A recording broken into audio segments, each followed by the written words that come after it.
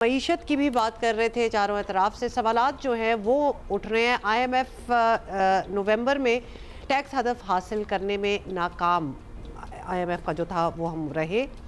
कितने अरब रुपए? 885 अरब रुपए टैक्स वसूल हुआ, जो 995 अरब रुपए के हदफ से 10 अरब रुपए कम है। सिर्फ यही नहीं, गैर मुल्की सरमायाकारी में भी इजाफा ना होने के मुतरादिफ है।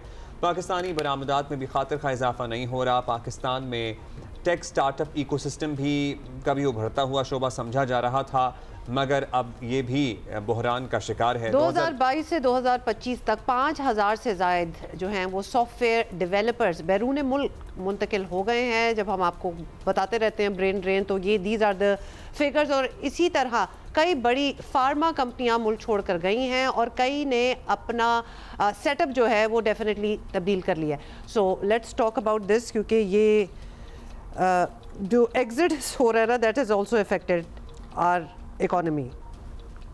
जाहिर है, और इस पे सभी को तशवीश होनी चाहिए, हुकूमत को सबसे ज़्यादा होनी चाहिए।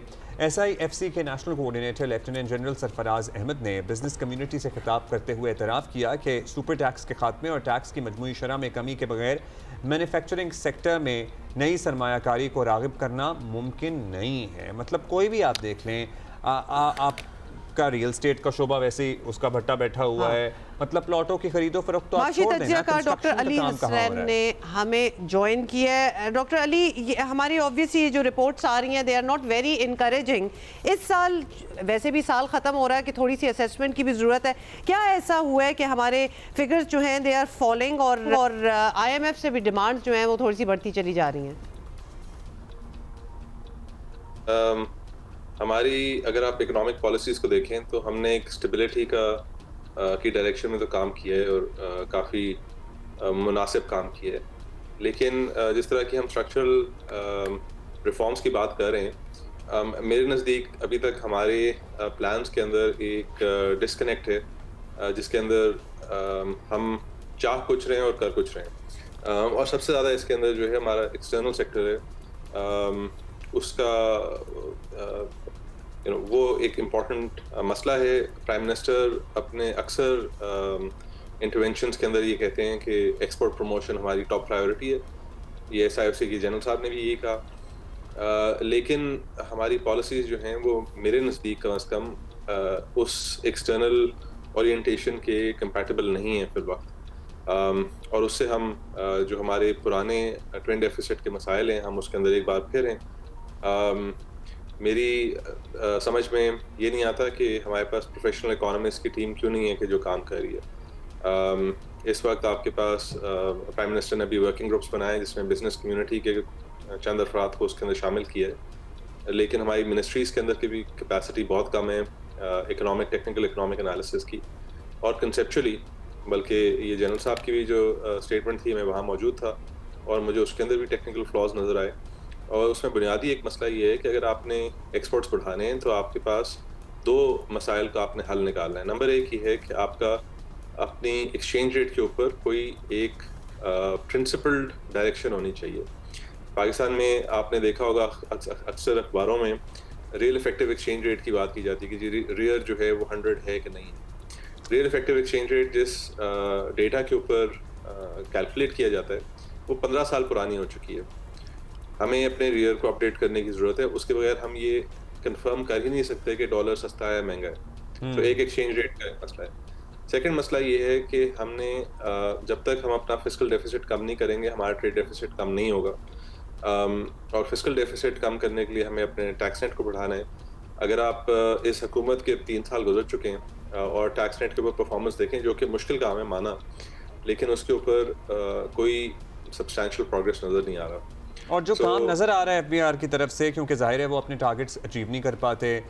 फिर आपको पता ही है हमारे यहाँ सैलरी क्लास ऑलरेडी कितना टैक्सड है। फिर जो कारोबारी तबका है उनको ये रिजर्वेशंस हैं, भाई ये छापे मारते हैं और इस तरह ट्रीट करते हैं। अब तो फिज़िकल होने तक नौबत पहुँच गई है। मतलब मुख्तलिफ बड़े बड़े स्टोर्स पर जो FBR की टीमें रेड्स कर रही हैं, वहाँ पे मुलाजमीन को ज़दोकोप कर रही हैं और साथ जाते हुए CCTV कैमरों की फुटेजेस भी ले जाती हैं। So is this the right way to go about it? ऐसे ये कर लेंगे अपने टारगेट्स अचीव? सबसे पहले मेरे ख्याल में ये है कि जब आपने टैक्सेशन करनी है तो आप पहले ये आइडेंटिफाई करके दें कि हमारा कौन सा सेक्शन है इकोनॉमी का जो टैक्स जो अंडर टैक्सड है। और ये बात की जाती है कि हर कोई टैक्स दे रहा है क्योंकि इनडायरेक्ट टैक्स है, लेकिन सब्सटैंशियल सेक्टर्स ऐसे हैं कि जो अंडर टैक्सड हैं। चाहे आप वो सर्विसेज के अंदर बात करें जिसके अंदर कैश डीलिंग बहुत ज़्यादा होती है, चाहे वो आप एग्रीकल्चर की बात करें जिसके अंदर किसी हद तक अंडर टैक्सेशन है, चाहे आप इंडस्ट्रीज़ की बात करें जिसके अंदर वैसे फॉर्मली टैक्सेशन तो बहुत है लेकिन सब्सिडीज़ भी उसके साथ साथ हैं। सो हमारा ओवरऑल जो बर्डन है वो उसकी अच्छी कैलकुलेशंस हमारे पास नहीं है। और हम अनफॉर्चुनेटली ये मुशर्रफ एरा से हम बात सुन रहे हैं कि पाकिस्तान में अब CNIC पाकिस्तान डेवलपिंग कंट्रीज़ में सबसे शुरू के नंबरों में आता था, सर फहरिस्त था जिन ममालिक ने CNIC जैसी आइडेंटिफिकेशन सिस्टम क्रिएट किया। उस आइडेंटिफिकेशन सिस्टम के अंदर ये मुशर्रफ एरा प्रपोजल है कि जी हमारे पास डेटा देखें क्या है, हमारे पास बैंक अकाउंट्स हैं सबके, हमारे पास प्रॉपर्टी सारी लिंक्ड है CNICs के साथ, गाड़ियाँ सारी लिंक्ड हैं, इंटरनेशनल ट्रैवल सारा लिंक्ड है। तो ये इसको ऑडिट करना कोई मुश्किल काम तो नहीं है, लेकिन इसकी पॉलिटिकल विल की कमी है जिसकी वजह से, और ये अक्सर आपके चैनल पे और दीगर जगहों पे लोगों ने इसको आइडेंटिफाई भी किया कि कहाँ पॉलिटिकल विल की कमी है, जिसकी वजह से हम अभी तक वो जो हमारा पुराना टैक्स बेस है उसी के ऊपर हम प्लस माइनस टैक्सेस करके, यानी टैक्स बेस के बजाय टैक्स रेट के ऊपर ही कॉन्वर्सेशन चलती है। कहा जाता है कि अच्छा, अभी जी डॉक्टर अली, अभी हमने अंडर टैक्सेशन की आप बात कर रहे हैं, टैक्स नेट में लाने की भी बहुत बातें सालों से चल रही हैं, उसमें भी आपको क्या लगता है कि पॉलिटिकल विल कम है या फिर हमारी कैपेबिलिटी नहीं है? What is the hitch over there? Because ये भी वो चीज़ है जो कि बहुत अरसे से चल रही है। छोटे ताजिर आप कर ले, मतलब छोटी स्मॉल इंडस्ट्रीज आप कर लें, इसमें तो बहुत सी चीज़ें हैं जो आ सकती हैं। अच्छा, कुछ इसके अंदर टेक्निकल इश्यूज हैं। मिसाल के तौर पे हमारे टैक्स से जो टैक्स कलेक्टर है हमारा, उसकी कितनी मोटिवेशन है कि वो टैक्स कलेक्ट करे, और उसके अंदर हमारी लैक ऑफ फिस्कल डेवोल्यूशन उसके अंदर बहुत एक इम्पॉर्टेंट हिस्सा रखती है।